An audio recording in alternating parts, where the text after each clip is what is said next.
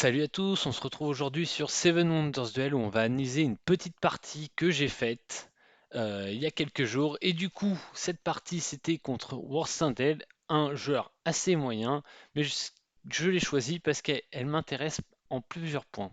Tout d'abord, je vais essayer d'identifier ses erreurs. Et la première erreur qu'il fait, c'est ici, il choisit une merveille qui ne le permet pas de rejouer.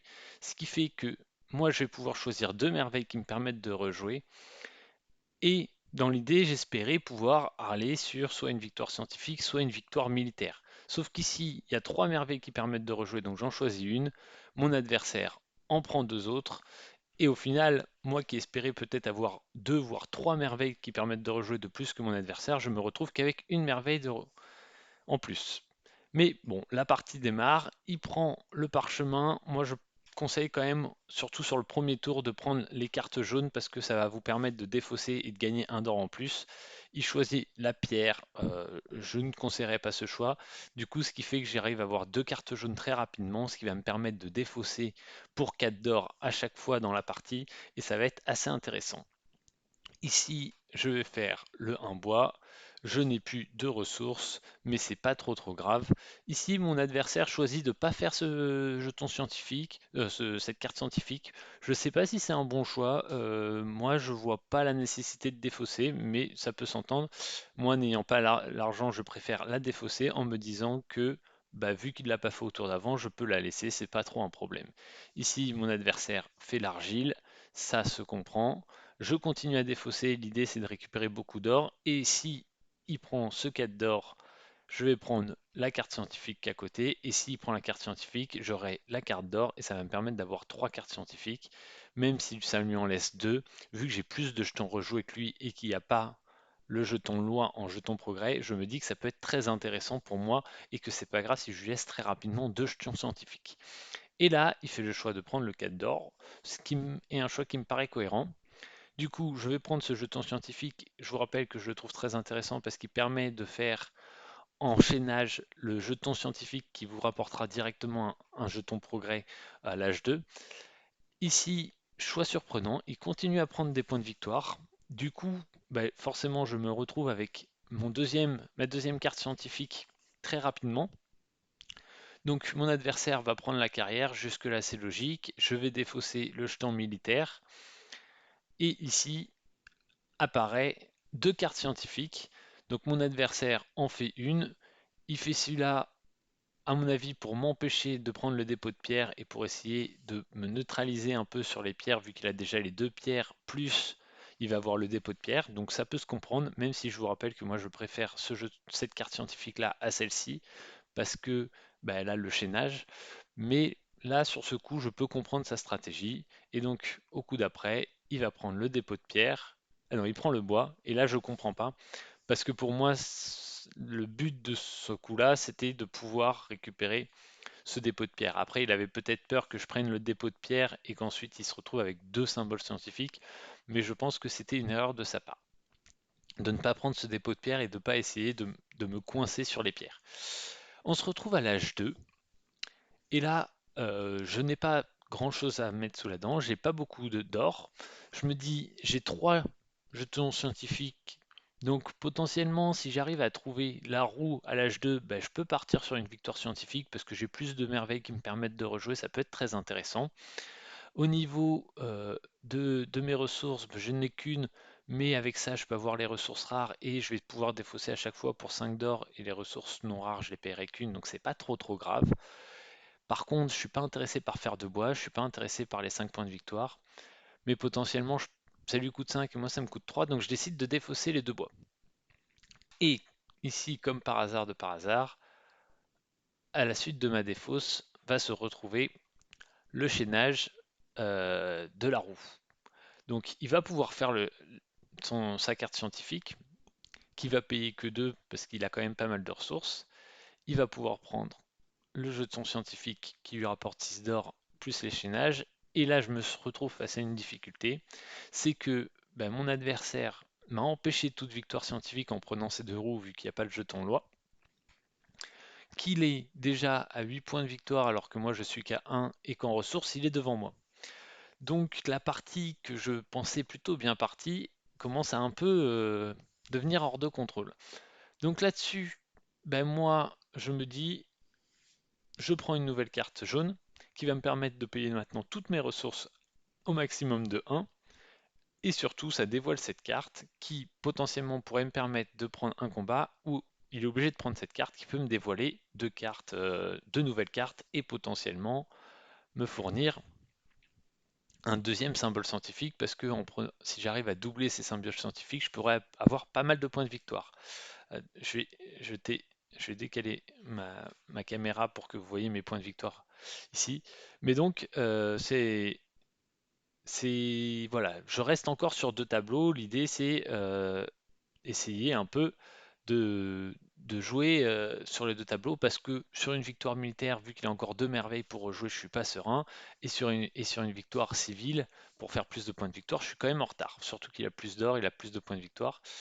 Donc il fait ça. Donc là, je me dis, bon, bah, je peux faire ce jeton militaire. Maintenant, si je fais ce jeton militaire et que j'arrive pas à anticiper, à continuer sur les militaires, ça me contraint vraiment dans une voie.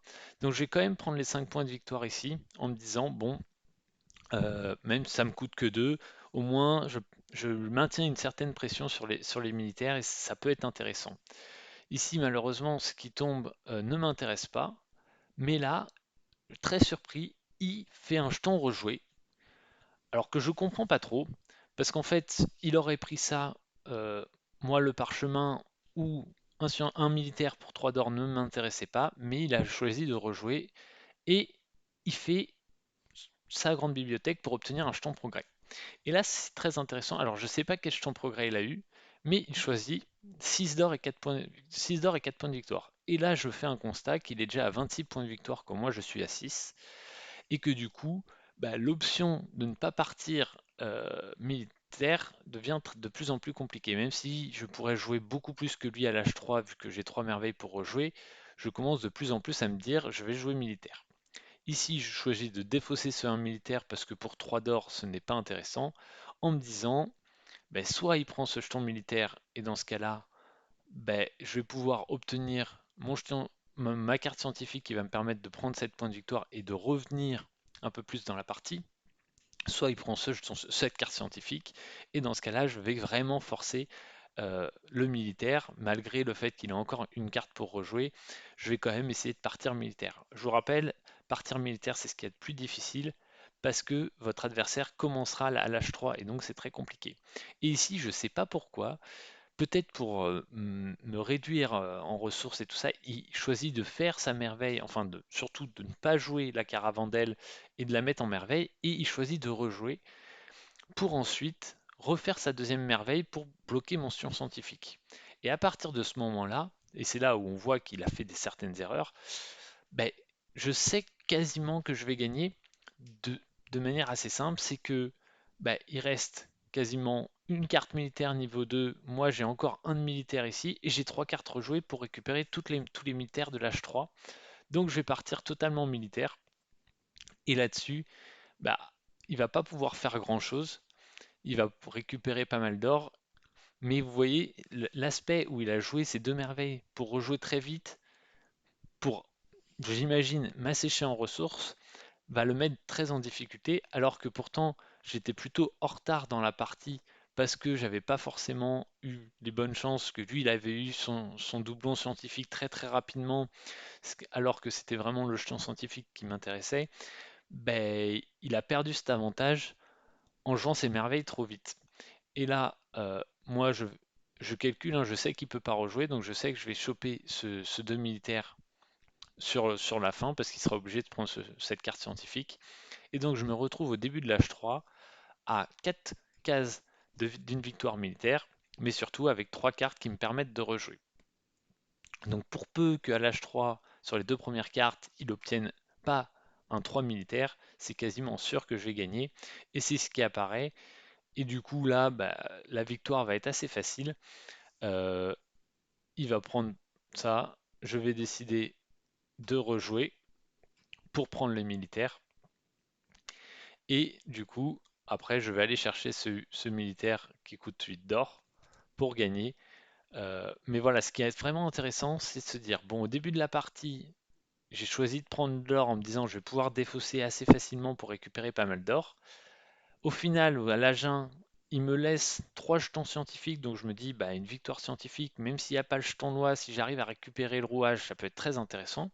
Sauf que le début de l'âge 2 se passe de la pire manière possible, et du coup ça entraîne pas mal de contraintes, notamment le fait que je ne peux plus partir scientifique, que en civil il est loin devant, mais par contre sur cette partie, et c'est pour ça que je vous conseille de garder toujours des cas, des merveilles pour rejouer, et c'est pour ça que je vous préconise de les prendre toujours avant les autres merveilles quand vous avez le choix des merveilles.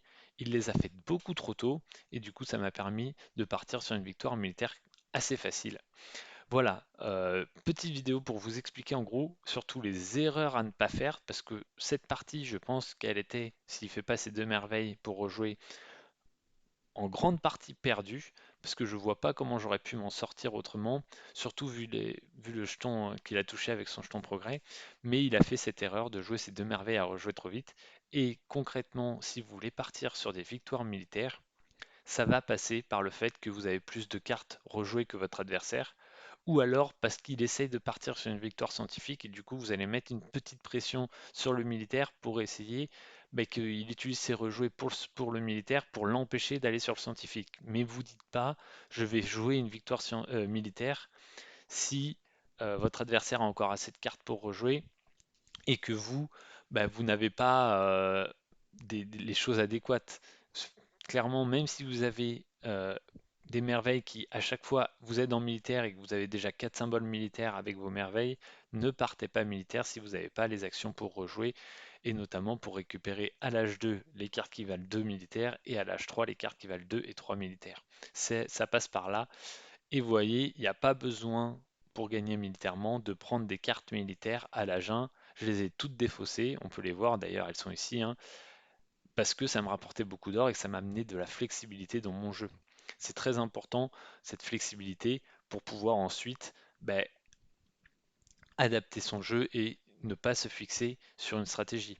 En moyenne, hein, vous allez essayer de vous dire je vais essayer viser une victoire scientifique, une victoire militaire ou une victoire civile à peu près à la moitié de l'âge 2. À l'âge 1, vous vous développez, vous essayez de prendre des ressources, des cartes jaunes qui vous permettent les réductions, très peu de militaires, pas mal de scientifiques parce qu'au final ça va vous permettre d'avoir récupéré des jetons progrès.